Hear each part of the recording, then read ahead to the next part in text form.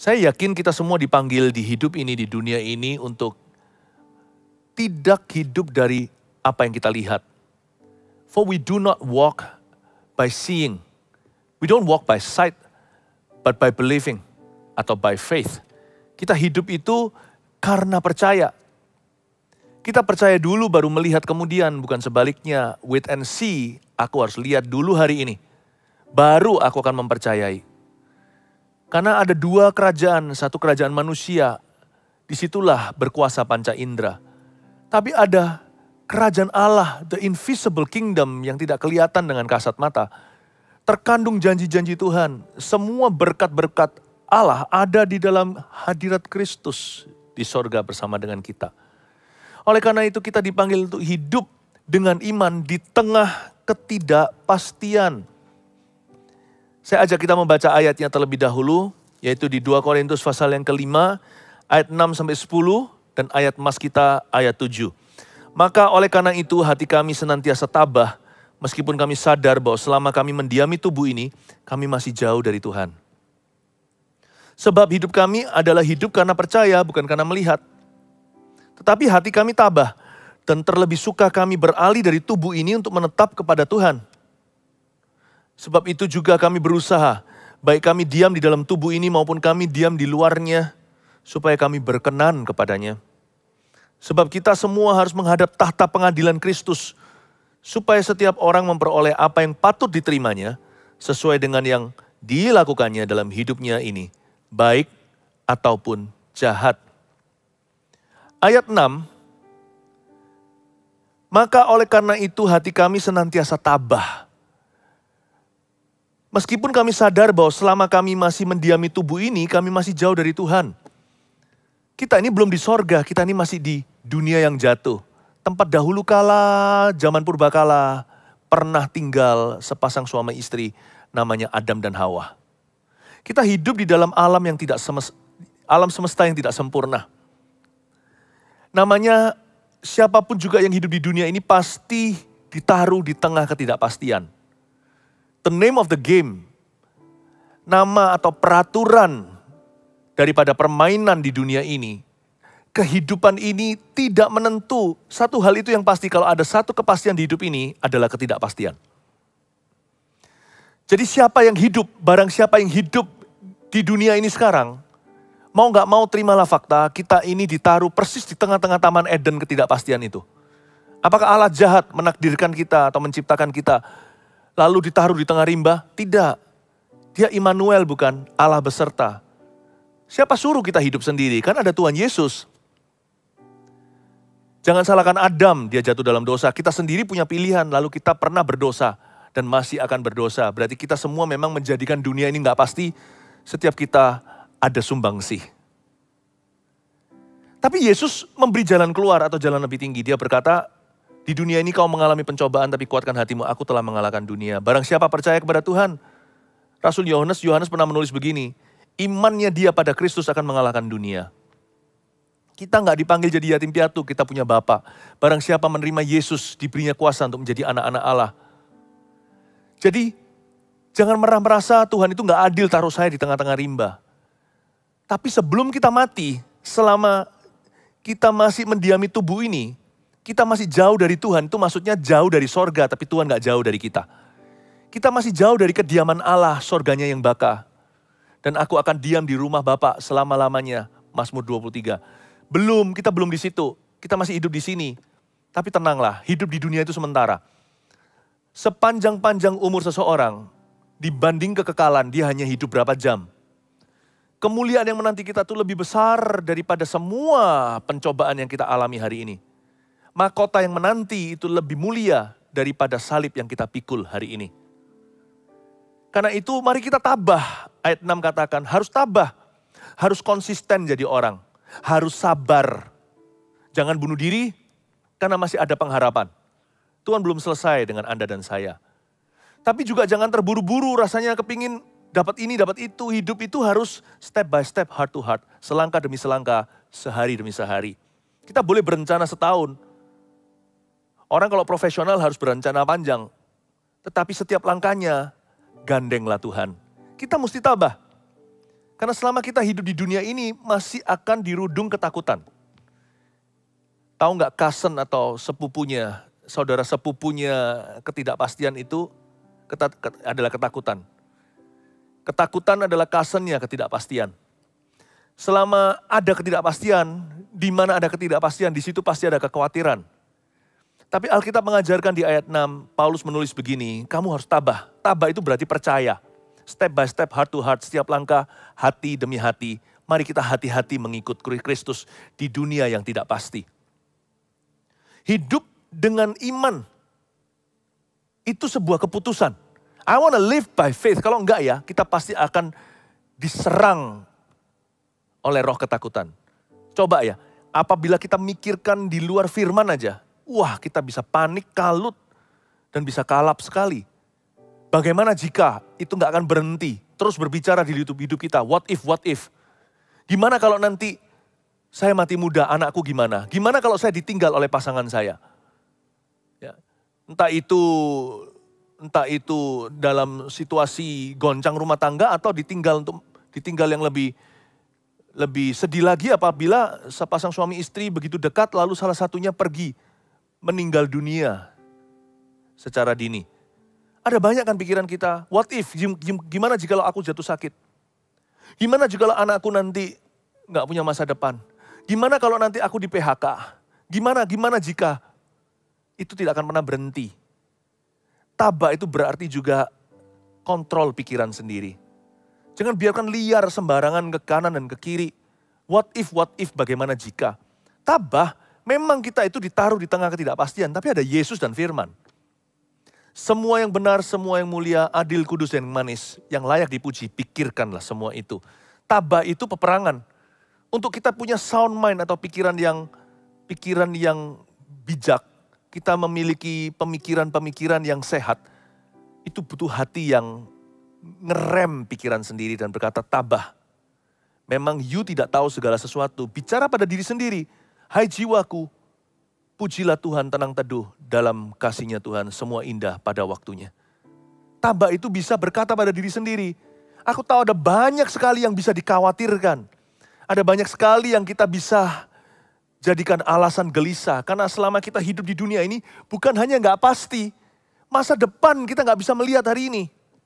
Tapi tabah, karena hidup kita bukan karena melihat, tapi karena percaya. Makanya ari-ari sama Tuhan itu harus setiap hari. Surrender atau berserah itu harus berkali-kali. Surrender, berserah itu bukan pasrah loh ya. Terserah, bukan. Dari waktu ke waktu kita mesti doa begini. Mungkin saat-saat kita mengalami panic attack. Mungkin pikiran tertentu sedang menyerang kita malam hari. Ya. Rasa takut, di antara rasa takut kita adalah ketakutan untuk mati. Asal kita tahu nama kita sudah tertulis dalam kitab kehidupan. Dan lebih bahagia jika seluruh keluarga sudah diselamatkan. Sebenarnya kita nggak bisa takut akan maut lagi. Tapi jikalau Anda mengalami panic attack suatu hari, berdiri atau duduk di mana, berlututlah di hadapan Allah. Ya, lalu surrender your heart once again.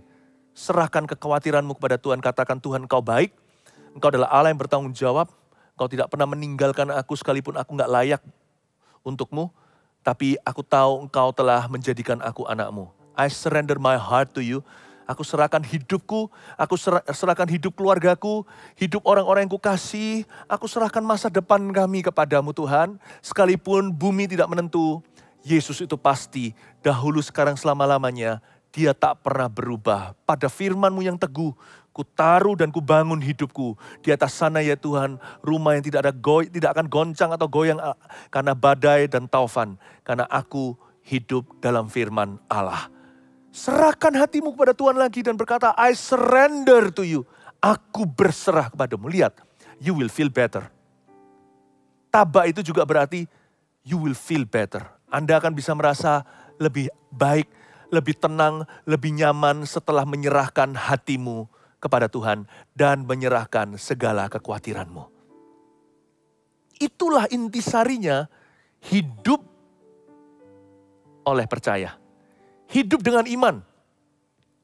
Bukan living by sight atau hidup karena melihat. Ayat 7.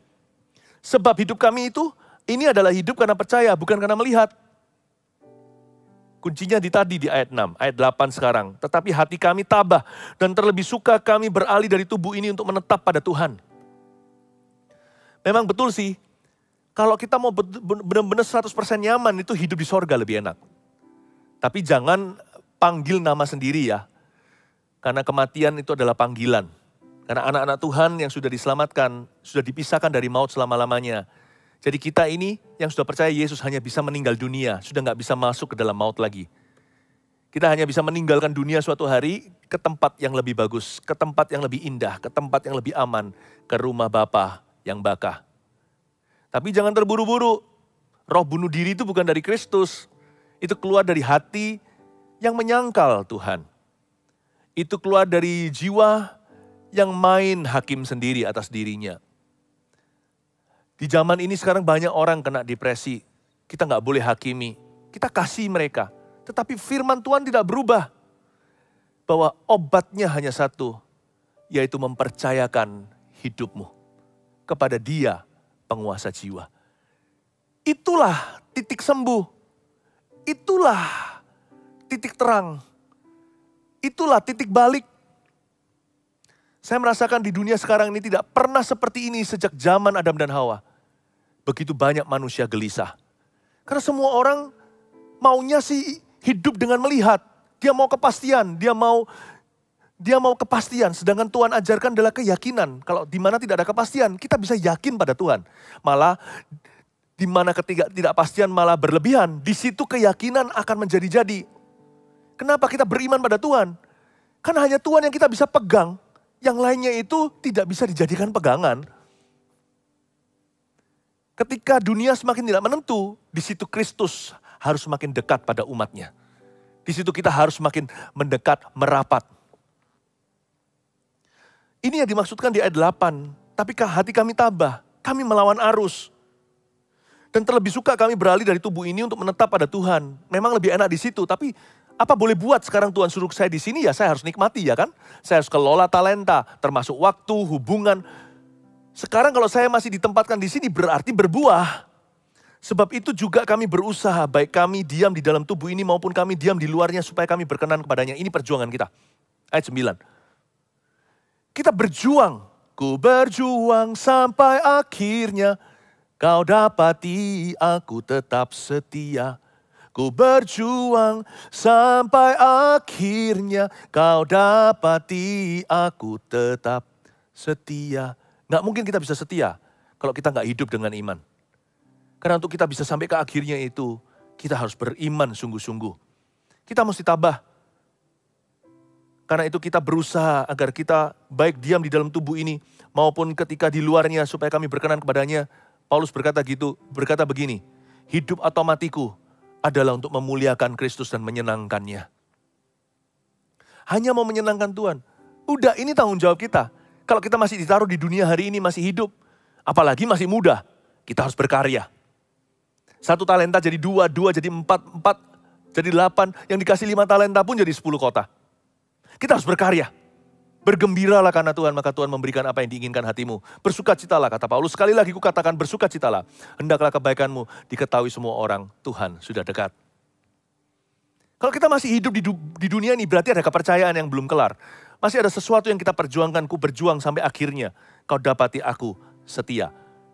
Dan perjuangan kita dimulai dari motivasi ini. Menyenangkanmu. Menyenangkanmu, senangkanmu. Hanya itu kerinduanku, menyenangkanmu, senangkan hatimu. Hanya itu kerinduanku, hanya itu kerinduanku. Kekekalan itu masih jauh seolah-olah, padahal dekat sekali loh. Detik kita bernafas terakhir, kita masuk ke dalam kekekalan. Baik itu sorga atau neraka, sudah menanti kita. Dan itu bukan rekayasa manusia, itu adalah firman Allah. Sadarkah Anda, perjuangan kita itu sesimpel ini setiap hari. Kita punya beribu-ribu satu pilihan, tapi sebenarnya pilihannya hanya 2 dalam segala perkara.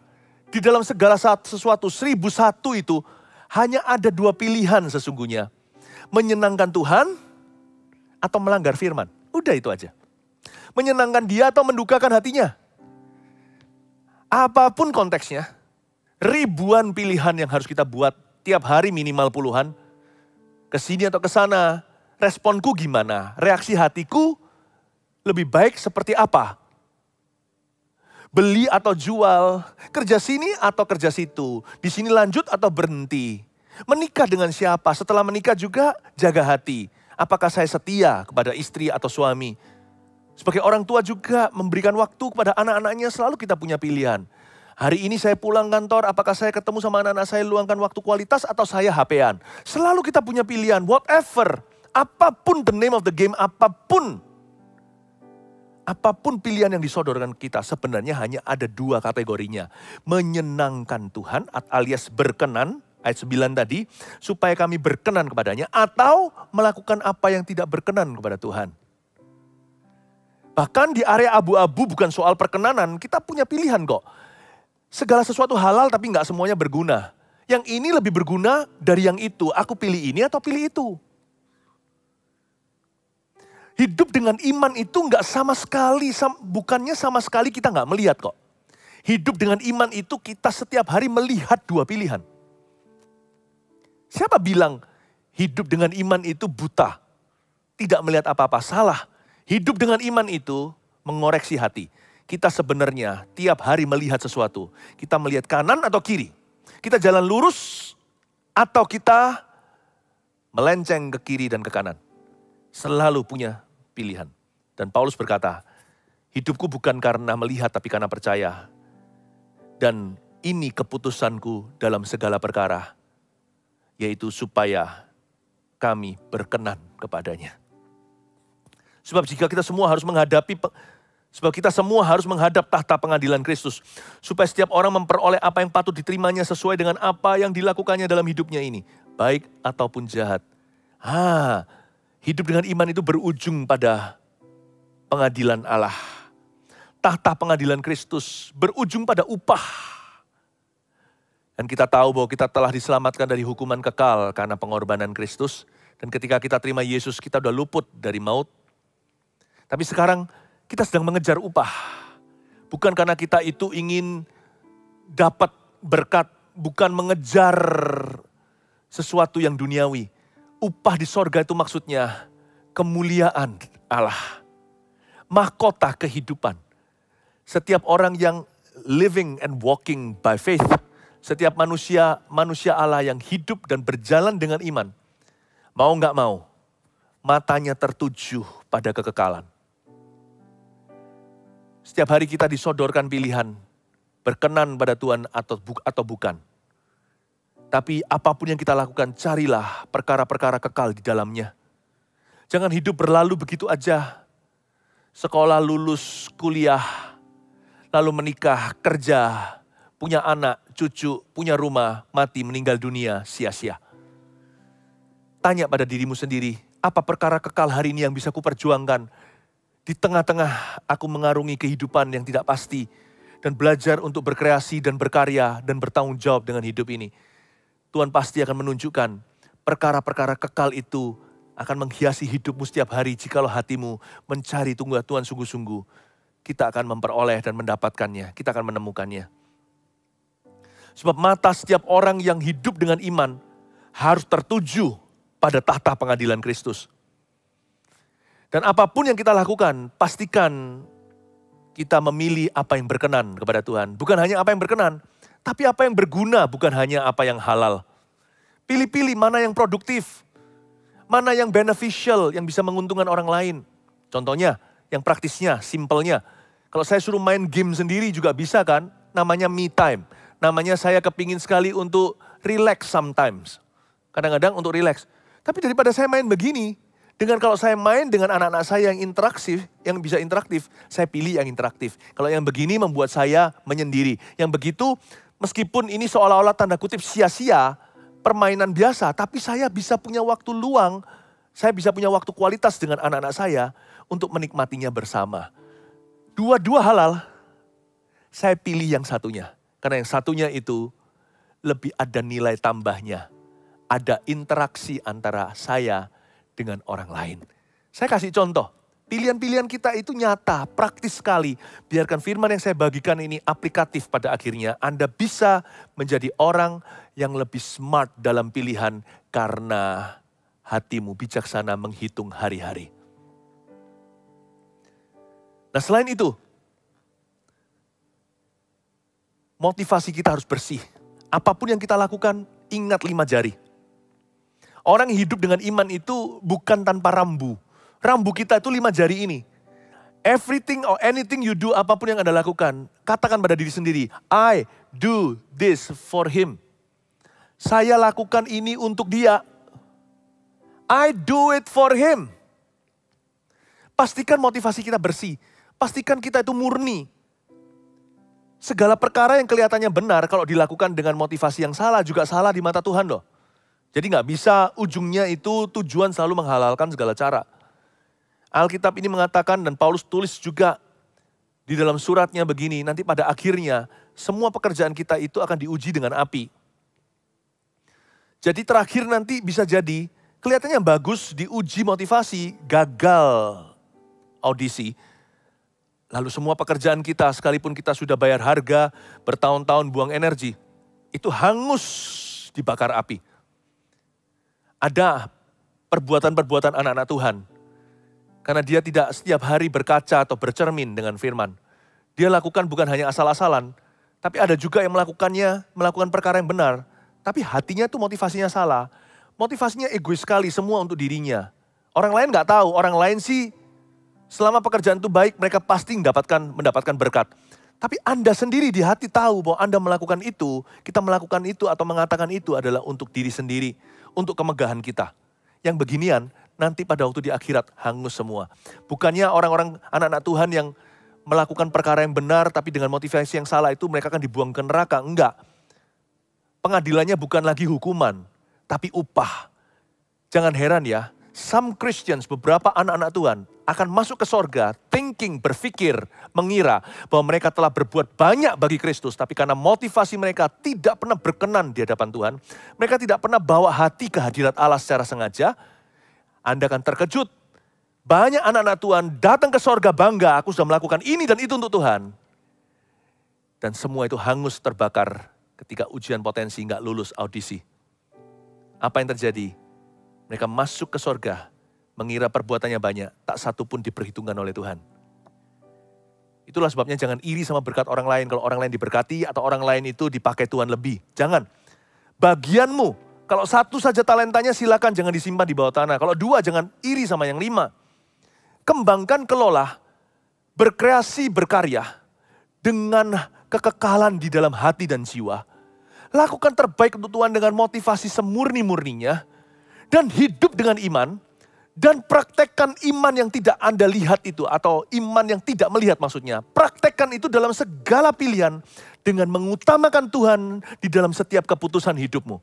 Ketika Anda diperhadapkan dengan pilihan berkenan atau tidak. Diperhadapkan dengan pilihan untuk Tuhan, I do this for him. Or I do this for me. Pilihlah, I do this for you Lord. Aku lakukan ini untuk dirimu. Praktekkan iman yang gak melihat itu.